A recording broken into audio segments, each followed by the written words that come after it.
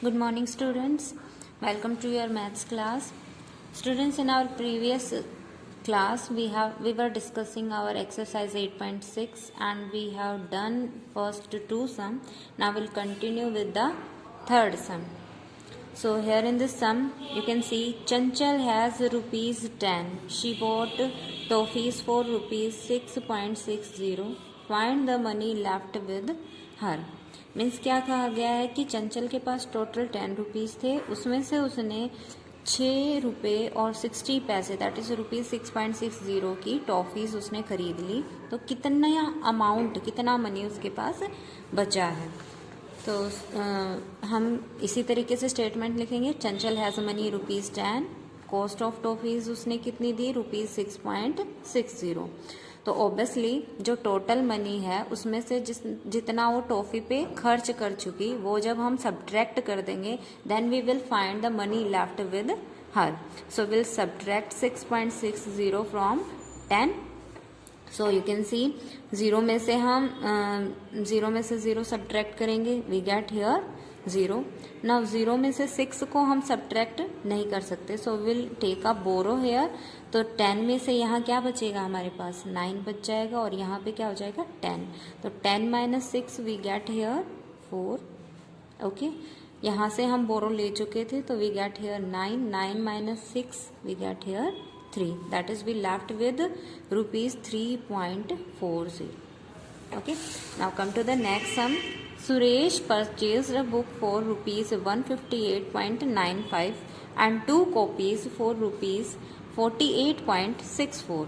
If he gave the 3 notes of rupees 100 to shopkeeper, how much money did shopkeeper return to him?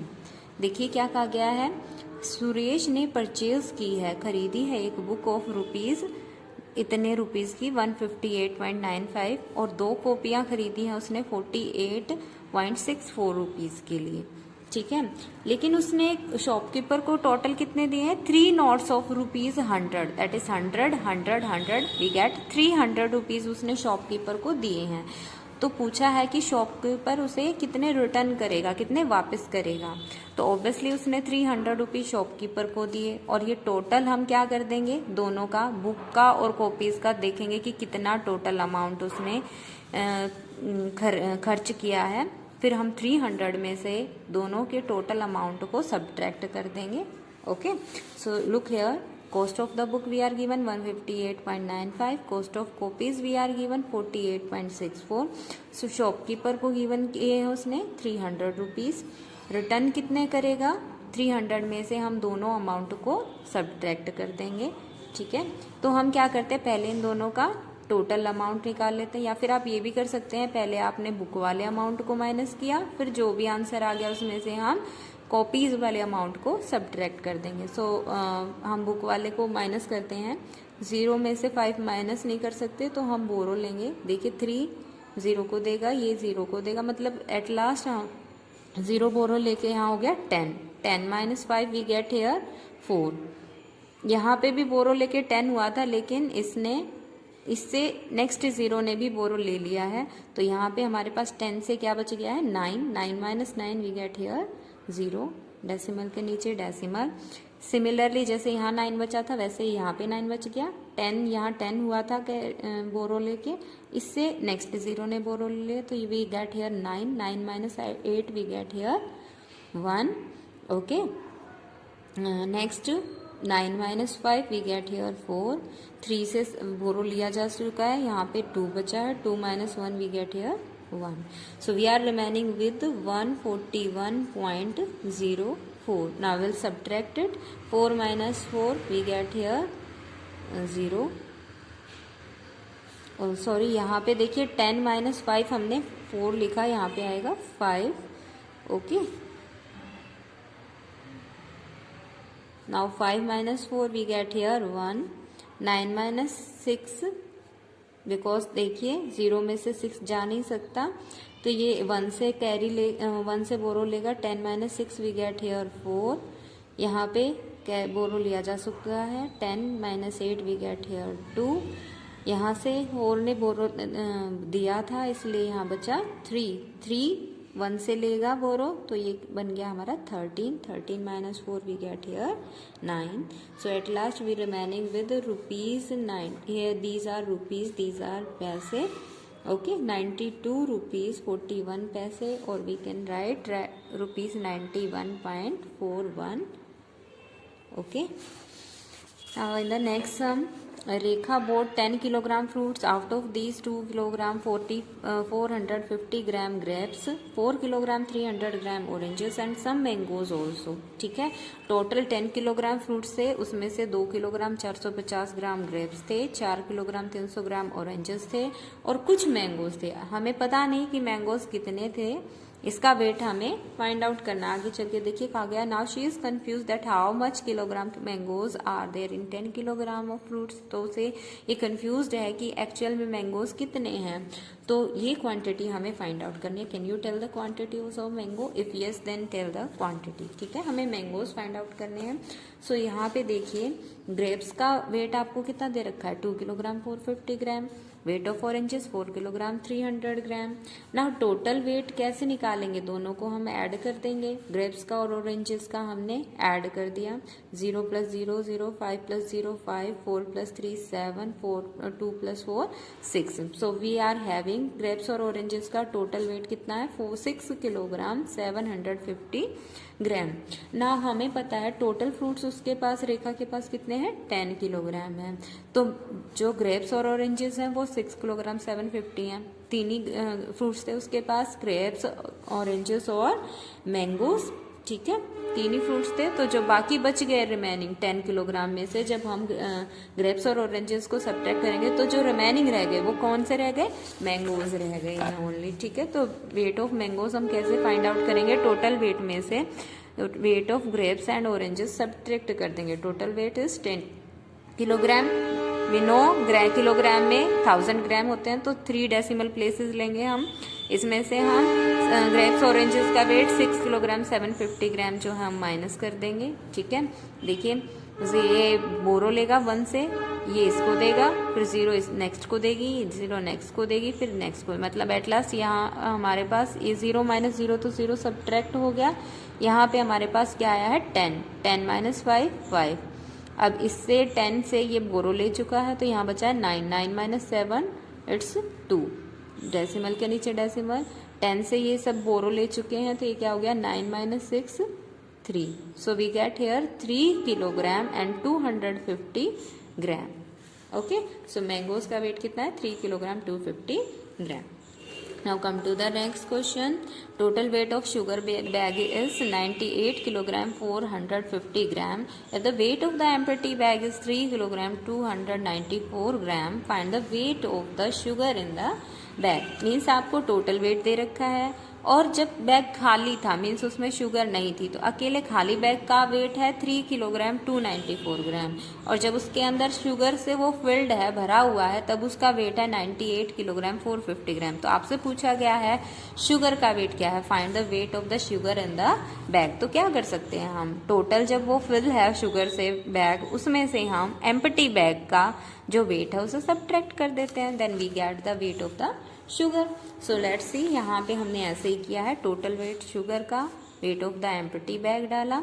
अब weight of the sugar क्या किया, total weight of sugar bag में से weight of empty bag हमने subtract कर दिया. Kilogram gram में लिखेंगे हम अलग अलग कॉलम में. 98 पॉइंट ग्राम में क्या है, 450. ठीक है, इसी तरीके से एम्प्टी बैग का है 3 किलोग्राम. जहाँ पे प्लेसेस कंप्लीट नहीं है वहाँ हम 0 लगा के कंप्लीट करेंगे. फिर ग्राम के 3 decimal places 294. Now will subtract, 0 में से 4 सब्ट्रैक्ट नहीं हो सकता, it will take a borrow from 5. 5 से यहाँ 4 रह जाएगा और यहाँ पे 10, 10 - 4 इट्स 6. ओके, यहाँ पे हमारे पास रिमेनिंग रह गया 4. 4 में से 9 फिर से सब्ट्रैक्ट नहीं हो सकता, it will take borrow from 4. 4 से यहाँ 3 रह गया और यहाँ पे 14 हो गया. 14 - 9 इट्स 5. यहाँ 3 रह चुका है, 3 - 2 it's 1. Okay, 8 - 3 it's 5 and 9 - 0 it's 9. So we get here 95.156 kilogram, और we can say 95 kilogram 156 gram. Okay, Next, 7 sum. Manu bought 2 kilogram 350 gram grapes. Out of this, she gave 998 gram to her friend. What is the weight of the grapes left with Manu?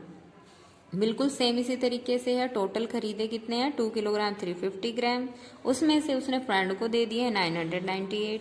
तो कितने बचे हैं उस मनु के पास? ठीक है, grapes. ये wait आपसे पूछा गया. तो ऑब्वियसली जो टोटल वेट उसने खरीदा था उसमें से हम फ्रेंड को उसने जितने दे दिए उसको क्या कर देंगे? सब्ट्रैक्ट. तो देखिए टोटल बोट किए हैं 2 किलोग्राम 350 ग्राम और उसमें से हमने माइनस किया है जो उसने फ्रेंड को दे दिए 998 ग्राम. के नीचे ग्राम लिखेंगे. अब यहाँ किलोग्राम नहीं है तो प्लेस को कंप्लीट किया हमने 0 लगा के. ओके, ठीक है. अब सब्ट्रैक्ट करेंगे. 0 में से 8 सब्ट्रैक्ट नहीं हो सकता. It will take borrow. यहाँ हो गया 10. 10 minus 8 we get here 2. Okay, ना यहाँ पे 4 बचा है. फिर से 4 में से 9 सब्ट्रैक्ट नहीं हो सकता. 3 से बोरो लेगा तो यहाँ पे हो गया हमारे पास 14. 14 माइनस 9 इट्स 5. ठीक है, यहाँ पे हमारे पास रिमेनिंग रह गया 2. 2 में से 9 फिर से सब्ट्रैक्ट नहीं हो सकता. 2 से बोरो लेगा. 12 माइनस 9 इट वी गेट 3.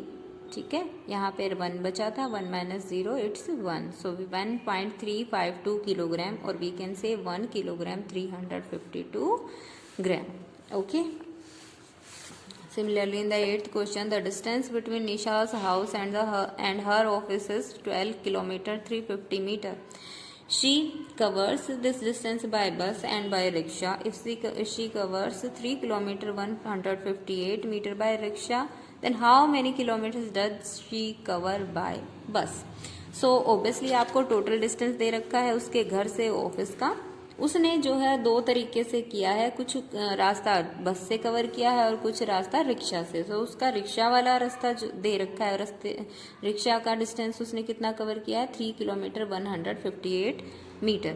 ठीक है, तो आपसे पूछा बस से कितना किया. तो ऑब्वियसली टोटल में से रिक्शा से जितना उसने कवर किया वो सब्ट्रैक्ट कर देंगे तो हमारे पास जो रिमेनिंग रह गया वो उसने किससे कवर किया?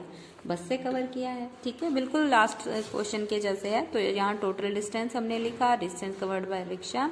नाउ डिस्टेंस कवर्ड बाय बस, टोटल माइनस बाय रिक्शा. अब सब्ट्रैक्ट किया हमने किलोमीटर के नीचे किलोमीटर, मीटर के नीचे मीटर. 12.350 माइनस 3.158. देखिए 0 में से 8 सब्ट्रैक्ट नहीं कर सकते. So 10 minus it will take borrow from 5.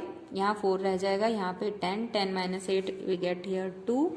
14. 4 से फिर से 4 में से 5 सब्ट्रैक्ट नहीं हो सकता. 3 से बोरो लेगा. 14 माइनस 5 वी गेट हियर 9.